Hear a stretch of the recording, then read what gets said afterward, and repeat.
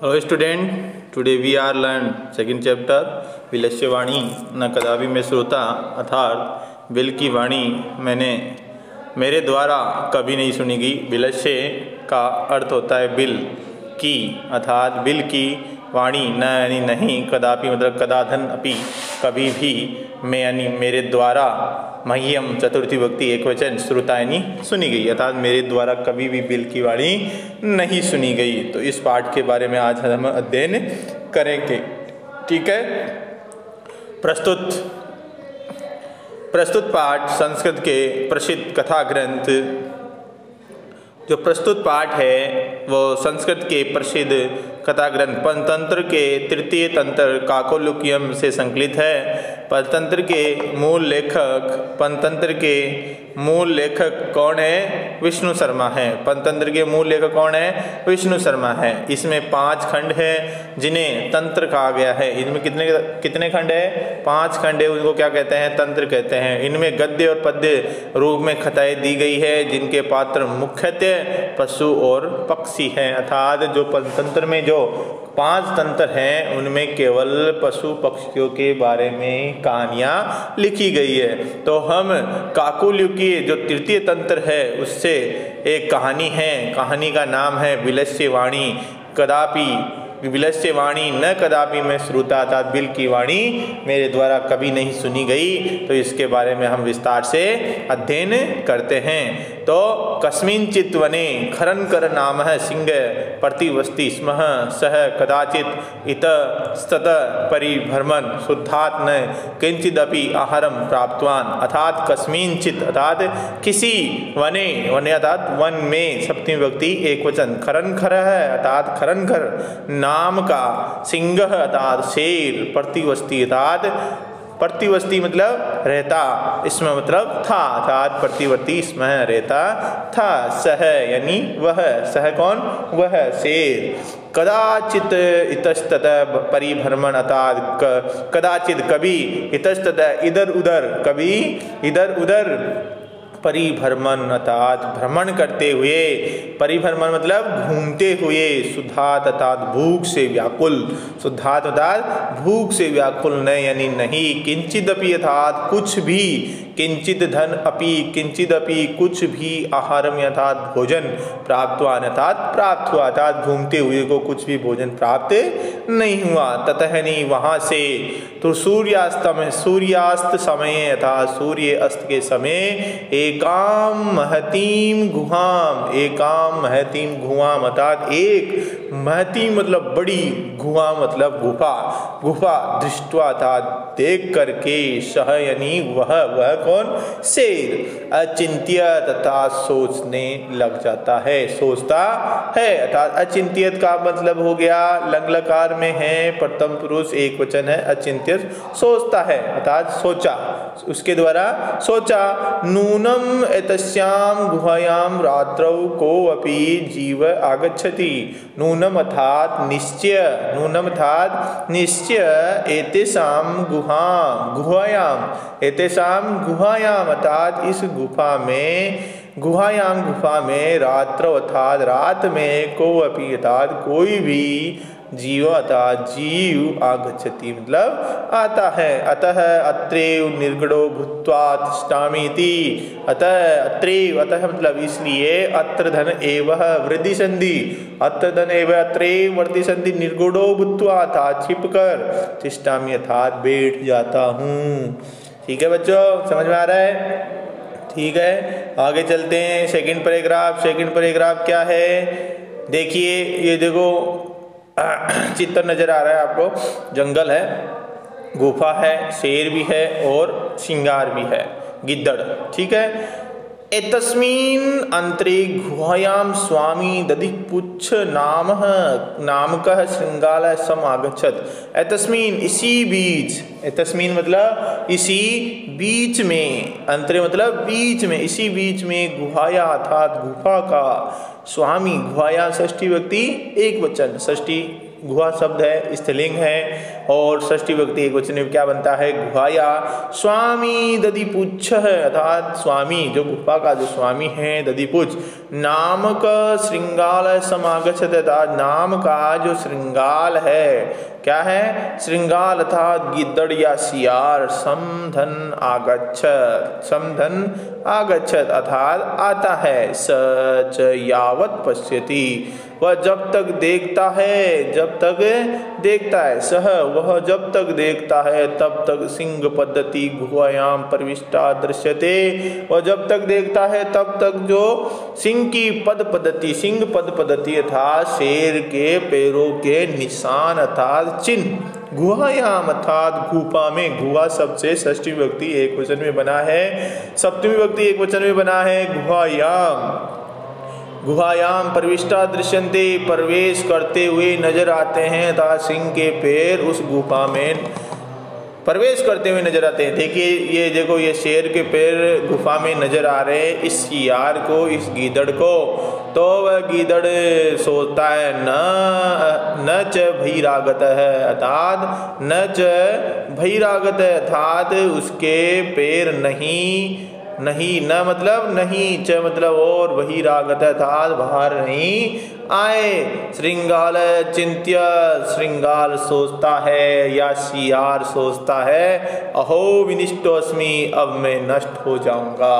अब मैं नष्ट हो जाऊंगा, नूनम अस्मीन बिले सिंह, नूनम निश्चय ही अस्मीन बिले इस बिल में सिंह अस्ति इति, अर्थात इस बिल के अंदर, इस गुफा के अंदर सिंह है, तर्कयामि अर्थात सोचता हूँ, तत्किम करवाणी अब मैं क्या करूँ, वह क्या करूँ, क्या करूँगा, क्या करना चाहिए, तत्किम करवाणी अब क्या करना चाहिए, एवं विचिन्त्य अर्थात ही विचिन्त्य मतलब सोच करके, क्या सोच करके, दूरस्थ एव कर्तुरारब्ध अर्थात दूरस्थ रवम कर्तुर आरब्ध, कर्तुम धन आरब्ध अर्थात कर्तुराब्ध, भोभिल दाद एवं विचिंते सोच करके, दूरस्थता दूर, दूरस्थता दूर, रव मतलब आवाज करता है, कर्तुर आरम्भ आवाज करना प्रारंभ करता है, भूबिल भूबिल, हे बिल अर्थात हे गुफा किम न स्मृति क्या तुम्हें याद नहीं है, किम न स्मृति क्या तुम्हें याद नहीं है, यत मया त्वया सह समये कृतोस्ति, यत मया त्वया सह समय कृतोस्ति अर्थात मेरे और तुम्हारे साथ समय अर्थात होता है शर्त, समय और समय का मतलब क्या लाया यहाँ पे, शर्त के लिए आया है, तुम्हारे और मेरे और तुम्हारे साथ समय कृतोस्ति अर्थात एक अनुबंध हुआ है, शर्त हुई थी, यत यदा अहम, यत यानी तब जब, यदा जब अहम भायत अर्थात मैं बाहर रहूं, प्रति अर्थात बाहर से, प्रत्यागमिष्यामि अर्थात मैं बाहर से आऊँगा, बाहर से वापस, प्रतिधन आगमिष्यामि वापस आऊँगा, तदा त्वं माम आक्रियस्यसि अर्थात तब तुम मुझको क्या करोगी, पुकारोगी, तब तुम मुझको क्या करोगी, तदा यानी तब, त्वं मतलब तुम, माम यानी मुझको, आकारिष्यसि अर्थात तुम मुझको पुकारोगी, यदि त्वं माम न आह्वयस्यसि, यदि तुम माम न आह्वयसि तहि अहम द्वितीयं बिलं यास्यामि इति, अर्थात यदि तुम मुझको न आह्वयसि अगर बुलाओगी या पुकारोगी, तही तो अहम द्वितीय बिलं यास्यामि तो मैं दूसरे बिल में चला जाऊंगा। ठीक है, समझ में आ गया। अतः इसके बाद एतत् श्रुत्वा सिंह चिंत्यत, ये सोचकर सिंह क्या करता है, एतत् श्रुत्वा ये सुनकर, सिंह चिंत्यत शेर सोचता है, ये सुनकर क्या करता है, शेर अचिंत्य सोचता है, सोचा, शेर ने सोचा, नूनम एषः गुहा स्वामिन, नूनम नूनम यानी निश्चय ही, ऐसा मतलब यह गुहा स्वामी न, अर्थात यह निश्चय ही इस गुफा का स्वामी है। सदा सम आह्वानम करोति, अर्थात ये हमेशा अपने स्वामी का क्या करती है, आह्वान करती है। परंतु मद भयात न किंचित वदति, परंतु मद भयात न किंचित वदति, परंतु मेरे भय से, किंतु मेरे भय से किंचित न वदति, अर्थात कुछ भी नहीं बोल रही है। अथवा कहा गया है साधु इदम उच्यते, कहा गया है भय संत्रस्तत मनसाम हस्तपादगा पाददिकादि क्रिया परवंतते न वाणी च वेफुत चादिको भवेत्, अर्थात भय से डरे हुए मन वाले लोगों के हाथ और पैर, अर्थात भय से डरे हुए मनसाम, अर्थात मन वाले लोगों के हाथ, मनसा मतलब मन वाले लोगों के हस्त पाददिका, अर्थात हाथ और पैर से होने वाली जो क्रियाएं हैं वो क्या नहीं होती है, ठीक तरह से नहीं होती है। परवंतते न वाणी च वेफुत चादिको,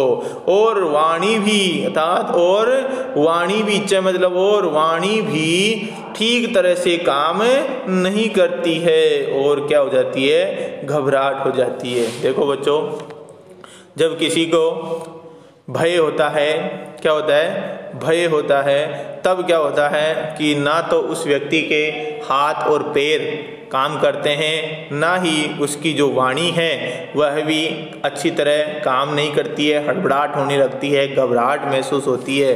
तो कहा गया है कि भय के कारण जो ये जो श्रृंगार है वो क्या है, श्रृंगार क्या है, ये गुफा है, वो क्या कर रही है, इसको पुकार नहीं रही है। कहा गया, शेर ने कहा है कि साधुओं के द्वारा कहा गया है कि भय संत्र मनसा, अर्थात भय से डरे हुए लोगों के हाथ और पैर से होने वाली क्रियाएं हैं वो क्या नहीं होती है, ठीक तरह से नहीं होती है, और वाणी भी कैसी होती है, कंपन करने लगती है, वेफुच्चादि को, और घबराहट महसूस होती है।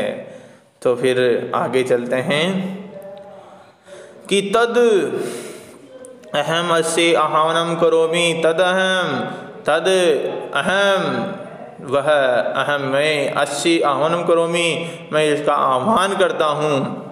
तदस्य आह्वानं करोमि, अर्थात मैं उसके स्वामी को क्या करता हूँ, आह्वानं करता हूँ। एवं स बिले प्रविश्य, वह बिल में प्रवेश करके, मैं यानी मह्यम चतुर्थी विभक्ति एक वचन, अस्मस भोज्यम भविष्यति, मेरा भोजन बन जाएगा, मेरा भोजन बन जाएगा। इत्थम, अर्थात इत्थम इस तरह, विचार्य सिंह सहसा श्रृंगालय से आह्वानं करोत्, इत्थम विचार्य यह विचार करके, सिंह अर्थात शेर, सहसा मतलब एकाएक या अचानक, श्रृंगालय से आह्वानं करोत् अर्थात श्रृंगाल का आह्वान करता है। सिंह से उच्च गर्जनः प्रतिध्वनिना सा गुहा उच्च श्रृंगालम आह्वयत्, अर्थात सिंह की उच्च गर्जना की प्रतिध्वनिना अर्थात गूंज से, उषा गुहा उच्चई, वह गुफा उच्चई श्रृंगालम जोर से श्रृंगालम आह्वयत तथा श्रृंगाल को आह्वान करती है। अन्य अपि पशु, अन्य यानी इससे, इस आवाज से, अन्य अपि पशु अर्थात अन्य पशु भी, पशु है पशु भयभीता अभवन, और अन्य पशु भी क्या हो जाते हैं, भयभीत हो जाते हैं। श्रृंगालो अपि तद दूरम प्लायमानम इमं पट, ततः वहाँ से दूर जाते हुए, प्लायमान अर्थात भागते हुए, दूर जाते हुए, इमं अपटत अर्थात ये पढ़ता है, क्या पढ़ता है, अनागतम ये कुरुते स शोभते स शोच्यते यो न करोति अनागतम वने अत्र संस्थस्य समागताः जराः बिलस्य वाणी न कदापि मे श्रुता। अनागतम मतलब आने वाले कल का, अनागतम ये कुरुते आने वाले कल का, कुरुते जो उपाय सोच लेता है, आने वाले कल का जो उपाय सोच लेता है। अनागतम ये कुरुते जो आने वाले कल का उपाय सोच लेता है वह शोभा पाता है। स सोचते यो न करोति अनागतम, और जो आने वाले कल का उपाय नहीं सोचता है, वह हमेशा दुखी रहता है। वनि अत्र अर्थात अत्र यानी यहाँ, वनि यानी वन में, इस वन में रहते हुए, संतस्य रहते हुए, समागता जरा अर्थात मुझको, समागता मतलब आ गया है, जरा मतलब बुढ़ापा, इस वन में रहते हुए मुझको बुढ़ापा आ गया है। परंतु बिलस्य वाणी न कदापि में श्रुता, तथा बिल की वाणी मैंने कभी नहीं सुनी। इस प्रकार बच्चों आपका ये जो द्वितीय पाठ है वो कंप्लीट होता है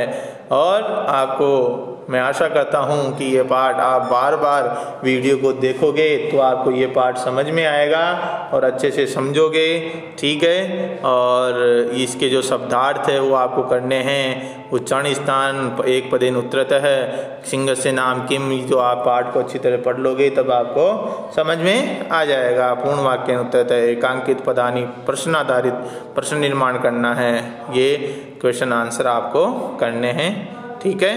ओके, बाय।